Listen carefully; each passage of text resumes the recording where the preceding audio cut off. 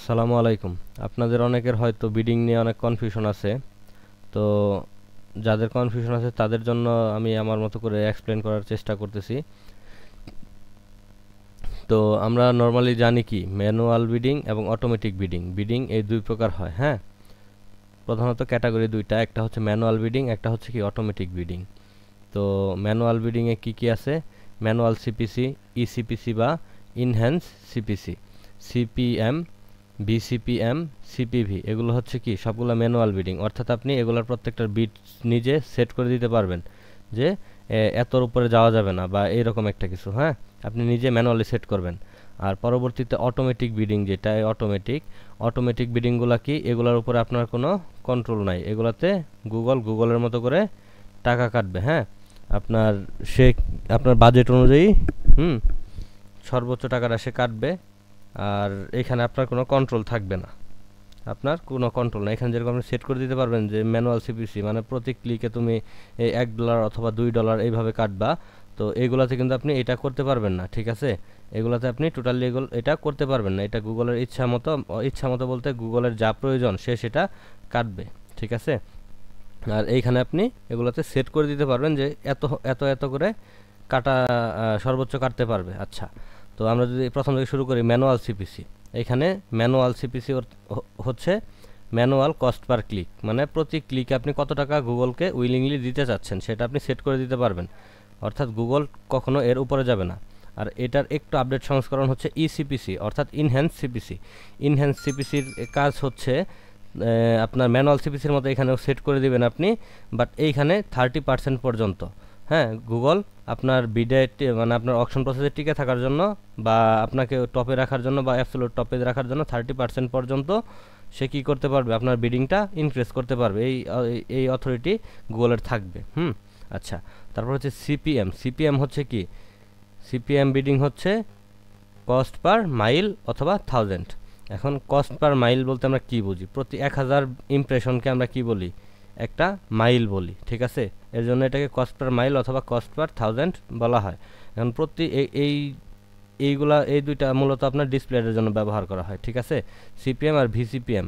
CPM হচ্ছে cost per mile আর ভিসিপিএম হচ্ছে ভিউয়েবল cost per mile, হ্যাঁ। এই এক্সট্রা ভি যেটা আছে এটাতে ভিউয়েবল, অর্থাৎ এটা কি আগে ভিউ করতে হবে এরকম একটা কিছু বোঝাচ্ছে। তো সিপিএম বিডিংটা কি?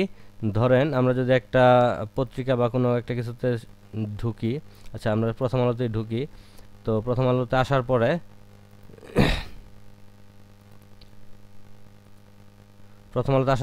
এই যে এটা কিন্তু গুগল দ্বারা বিজ্ঞাপন দেখাচ্ছে। তো এই যে আমরা দেখতেছি এটা কি, এটা হচ্ছে একটা ডিসপ্লে অ্যাড। তো ধরেন এটা যদি আমরা নিচের দিকে যাই আর অনেকগুলা অ্যাড এরকম বিভিন্ন জায়গাতে শো করবে, যেরকম এটা একটা এরকম অনেকগুলা অ্যাড সে শো করবে। আচ্ছা, তো যদি এই অ্যাডগুলো এইভাবে শো করে, হ্যাঁ, সেটা হবে কি আপনার ডিসপ্লে অ্যাড। এই যে একটা এগুলো কি সবগুলো ডিসপ্লে অ্যাড। তো ডিসপ্লে অ্যাডের ক্ষেত্রে নর্মালি এই দুইটা বিডিং ইউজ করা হয়, ঠিক আছে। তো সিপিএম বিডিংটা কাজ করে কিভাবে? ধরেন এই যে দুইটা দেখাচ্ছে এরকম নিচের দিকে আমরা যদি স্ক্রল করে যাই তো নিচে আরও অনেক কি অ্যাড দেখাতে পারে। তো নিচের যে অ্যাডগুলো দেখাচ্ছে এগুলো কিন্তু আমরা এখনো দেখি নাই, বাট যদি আমরা এই বিডিং এই সিপিএম এটা সিলেক্ট করি, এই পেজে যতগুলো অ্যাড সেট আপ করা আছে বা যতগুলো অ্যাড আছে নিচে গেলে দেখাবে। আমরা কিন্তু এখনো দেখি নাই নিচের অ্যাডগুলো কী কী, হ্যাঁ। তারপরে কিন্তু সেটা ইমপ্রেশন হিসেবে কাউন্ট হবে। ধরেন এখানে ওয়ালটনের দুইটা অ্যাড, হ্যাঁ। তো সিপিএম বলতে আমরা কি বুঝি? কস্ট পার মাইল, মানে প্রতি 1000 ইমপ্রেশনে সে টাকা কেটে নেবে। তো ধরেন ওয়ালটনের এরকম আরও 10টা অ্যাড নিচে আছে, আমরা কিন্তু ওইগুলো দেখি না, বাট এই পেজটা আমরা জাস্ট ওপেন করছি। তো এখানে আছে দুইটা, নিচে যদি আরও 10টা থাকে তাহলে টোটাল কয়টা হলো? 12টা অ্যাড। তো 12টা অ্যাড ইমপ্রেশন মানে 12টা ইমপ্রেশন এই ওয়ালটন পেয়ে গেছে। কথা বুঝতে পারছেন? তো মোট কথা হচ্ছে এখানে না দেখলেও নিচে যে মনে করেন আরও অ্যাড আছে, ধরেন এটা ওয়ালটনের অ্যাড, এটা কিন্তু এতক্ষণ দেখি নাই, বাট এটাও একটা ইমপ্রেশন নিয়ে নিছে। মানে টোটাল নিচে ধরেন আরও 10টা আছে আমরা দেখি নাই, এটা একটা দুইটা আর নিচে 10টা 12টা ইমপ্রেশন ওয়ালটনের হয়ে গেছে। কিসের জন্য? আমরা এটা ইউজ করছি এর জন্য। আর যদি ভিসিপিএম ভিউয়েবল সিপিএম এটা ইউজ করি তাহলে কি হবে? এই যে দুইটা দেখছি আর একটা তিনটা দেখছি, এই তিনটাই ইমপ্রেশন কাউন্ট হবে। নিচে আসার পরে যদি আমরা দেখি, ধরেন এই যে নিচে আরেকটা আছে, এটা দেখলাম কমপক্ষে 1 সেকেন্ড দেখতে হবে। এটা ব্যানারের জন্য মিনিমাম 1 সেকেন্ড, এবং যদি ভিডিও হইতো, এটা কোনো ভিডিও হইতো, এখানে ভিডিও প্লে হইতো, মিনিমাম 2 সেকেন্ড দেখতে হতো। দেন কি হতো? সে ইমপ্রেশন হিসেবে সেটা কাউন্ট করতো। ঠিক আছে, এটাই হচ্ছে মূলত পার্থক্য। তো সিপিএম আর বিসিপিএম এর পার্থক্য হচ্ছে এটা দেখতে হবে, এটা দেখলে সে ইমপ্রেশন হিসেবে কাউন্ট করবে, অবশ্যই ভিউয়েবল হতে হবে। আর সিপিএম হচ্ছে কি, জাস্ট এই পেজ ওপেন করছি, এই পেজে যদি আপনার অ্যাড থাকে সেটা যে কোনো জায়গায় থাকবে, একবারে নিচে আছে কেউ দেখেই নাই, তারপরে সেটা ইমপ্রেশন হিসেবে কাউন্ট হয়ে যাবে। তো মূলত এটাই হচ্ছে পার্থক্য। হ্যাঁ, তো নর্মালি আমরা এই ভিসিপিএমটা ইউজ করি, কারণ না দেখায় টাকা দেওয়ার তো কোনো মানে হয় না, ঠিক না? আর সিপিবি বিডিংটা হচ্ছে শুধুমাত্র ইউটিউব অর্থাৎ ভিডিও অ্যাডসের জন্য, ঠিক আছে? এটা মিনিমাম 30 সেকেন্ড দেখতে হবে। আমরা যদি কোনো একটা ইউটিউব ভিডিও দেখি, ইউটিউব ভিডিওর মাঝখানে যে অ্যাডগুলো শো হয়, হ্যাঁ, যে অ্যাডগুলো শো হয়, এই অ্যাডটা কমপক্ষে 30 সেকেন্ড দেখতে হবে। আর যদি আপনার অ্যাডের লেন্থ অর্থাৎ অ্যাডের টাইম ধরেন 20 সেকেন্ড 15 সেকেন্ড বা এই টাইপের কিছু একটা হয়, হ্যাঁ, 15 সেকেন্ড না, 15 সেকেন্ড আপ হবে, আচ্ছা যাই হোক, তো ওইটা কিন্তু আবার অন্যরকম হিসাব হয়ে গেল। ওইটা হচ্ছে কি আপনার এই আপনার পুরাটা দেখতে হবে না, সরি পুরাটা দেখতে হবে, মানে পুরাটা দেখলেই সে আপনার একটা ভিউ হয়েছে এরকম ধরে নেবে, কথা বুঝছেন?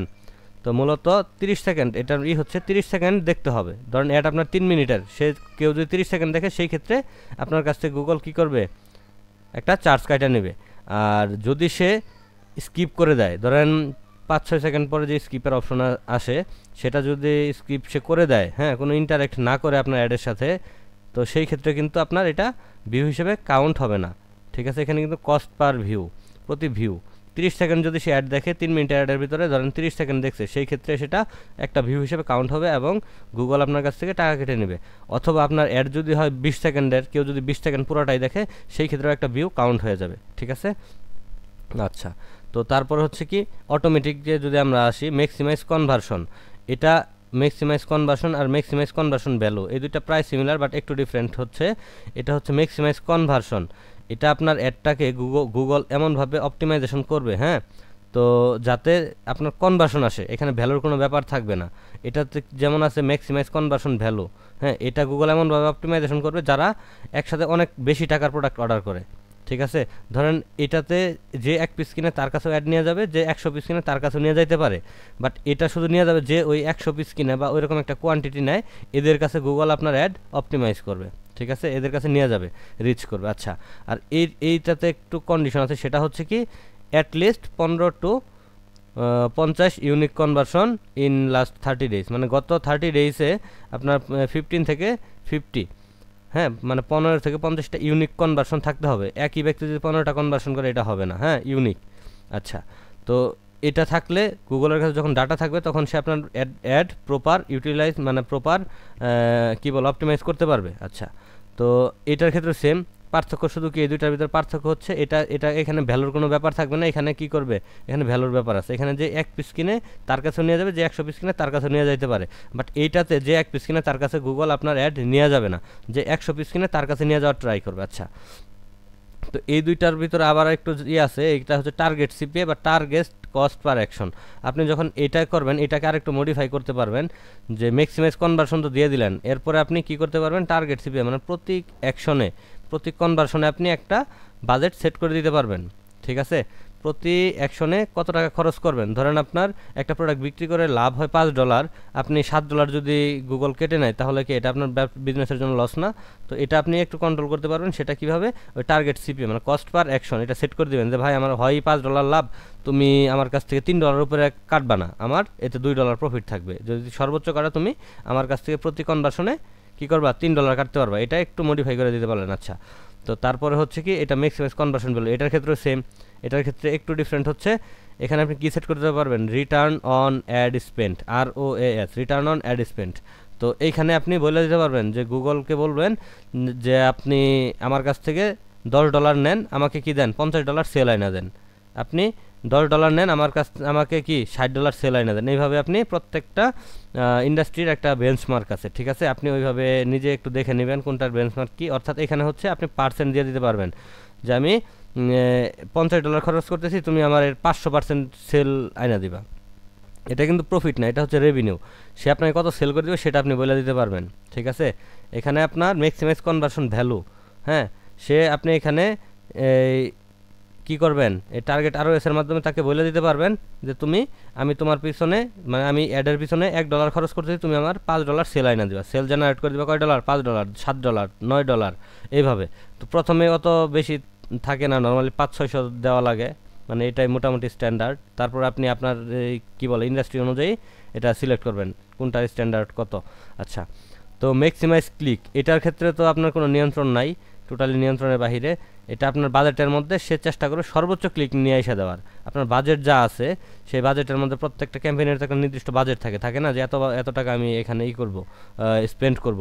তো এই বাজেটের মধ্যে সে চেষ্টা করবে সর্বোচ্চ ক্লিক আইনা দেওয়ার, ঠিক আছে। আর এটা কি target impression share. Target impression শেয়ারটা কি?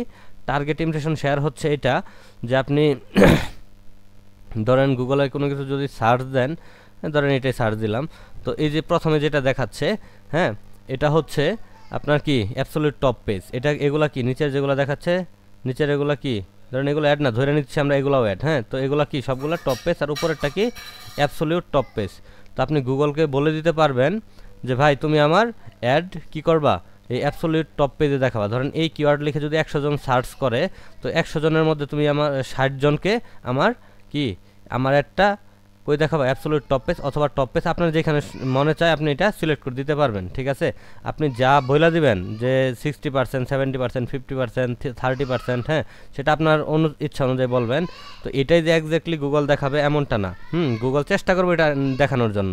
তো টার্গেট ইমপ্রেশন শেয়ারটা খুব একটা ব্যবহার করা হয় না।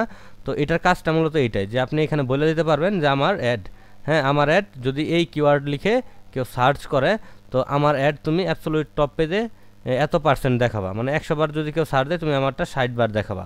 যদি আমার এই কিওয়ার্ড লিখে কেউ 50 বার সার্চ করে, তুমি 50% দেখাবা, তার মানে 25 বার অ্যাবসলিউট টপ পেজে দেখাবা, ঠিক আছে। আবার এনি হায়ারও দিতে পারেন যে তোমার যেখানে মন চায় এখানে দেখাবা, সেটা আপনার এই কি বলে ক্যাম্পেইনের গোল অনুযায়ী এটা হবে, ঠিক আছে।